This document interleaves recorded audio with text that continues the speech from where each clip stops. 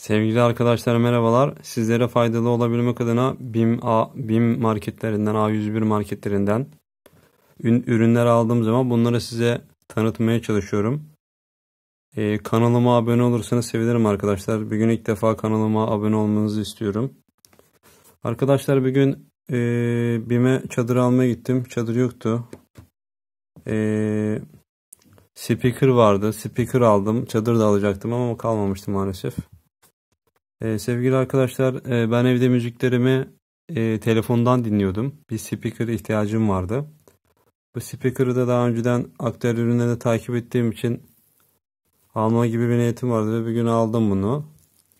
Arkadaşlar Free Sound markası şu şekilde bir ürün. Suya, toza, darbeye dayanıklı yazmış.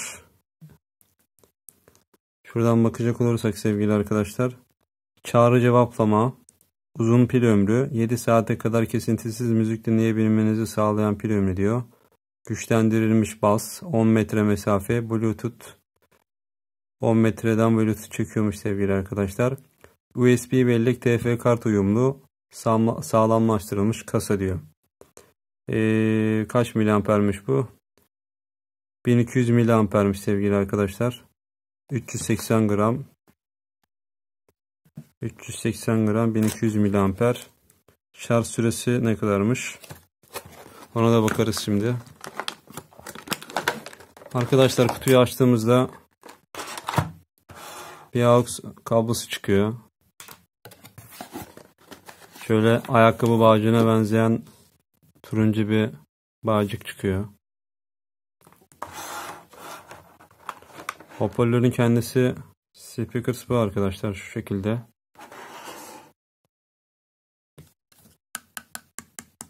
Arkadaşlar buraları plastik, metal değil. Burası da plastik.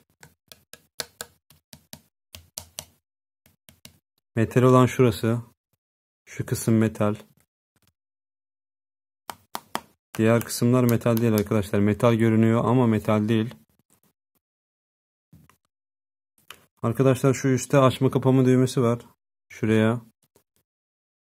Görüyor musunuz bilmiyorum ama 3 saniye basılı tuttuğumuz zaman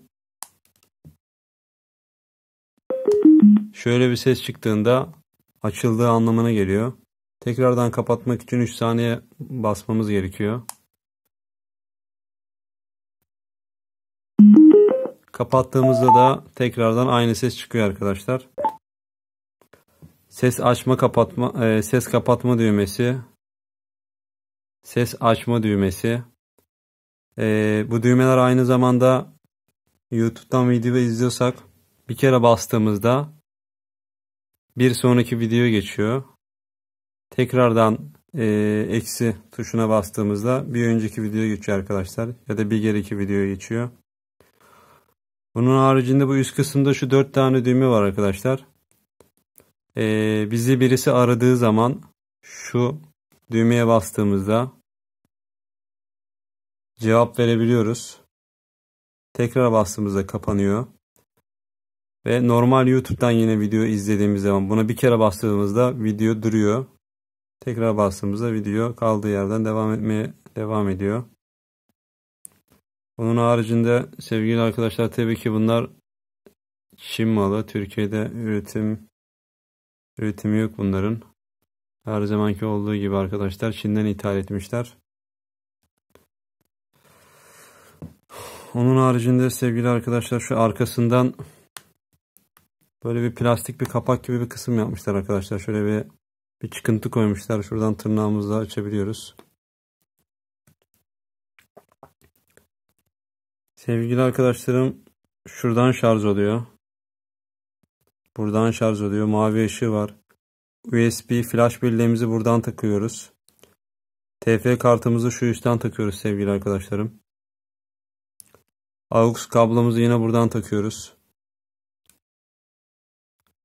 Böyle bir ürün. Ben arkadaşlar şu an müzik açamayacağım telif yememek için. Başka insanların hakkına girmemek adına müzik açmak istemiyorum. Yani biraz önce açtım, YouTube'dan müzikler dinledim. gayet sesi çok çıkıyor.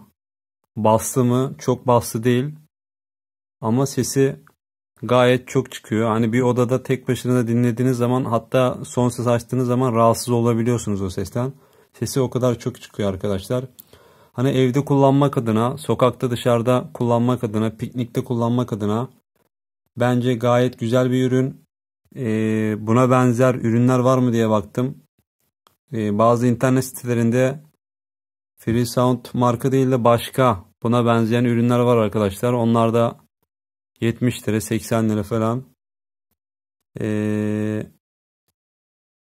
Bir gün bu BİM'den aldığımız ürün 50 liraya aldık. Bu şekilde sevgili arkadaşlar. Hatta bunu bu şekilde koyduğumuz zaman, müziğin sesini son ses açtığımız zaman bu böyle kendi kendine oynuyor arkadaşlar. Onun için şu altına şöyle etiket yapmışlar sevgili arkadaşlar. Şunu ben çıkartıyorum şu an. Bu etiket kaygan bir etiket olduğu için oynuyordu. Bu etiketi çıkardıktan sonra burası yumuşak. Yüzeye yapışacağı için oynamaz. Yüzeye yapışacağı için oynamıyor arkadaşlar bu. Plastik bir kısım. Ben ilk başta bunu mıknatıs sandım ama mıknatıs değilmiş bu. Yere tam otursun diye. Yere tam oturuyor ve yüksek sesle dinlediğimiz zaman, mesela bu yumuşak kısım olmasa bu burada tıngır tıngır ses çıkartır. Hem bu sesi çıkartmasın diye, hem de kendi kendine böyle oynamasın diye bunu yapmışlar. Şu an mesela kendi elimle itsem bile, şu an itiyorum arkadaşlar, çok öyle hareket etmiyor. Sevgili arkadaşlar, onun haricinde başka bir şey var mı diye bakacağım. Şöyle bir kullanma kılavuzu var. Videonun sonuna yaklaşıyoruz. Şu an 1 dakika oldu. Ne yazmış burada değerli arkadaşlarım? Merhabalar. Paket içeriği. Paket içeriğini zaten gördük. Güvenli ve kullanım uyarıları. Ürün işlevi tanımı. Arkadaşlar, bu kitapçığı da okumanızı tavsiye ediyorum. Genelde kaldırır atarız. Okursanız sizler için sağlıklı olacaktır. Evet sevgili arkadaşlar. 1 numaralı yazan yer. Şu an görüyorsunuz. Parmağımı hatta biraz daha az çekersem. 1 numarada açma, kapama, mod değiştirme diyor. 2 numarada durdurma, başlatma, telefon cevaplama diyor. Anlattığım gibi.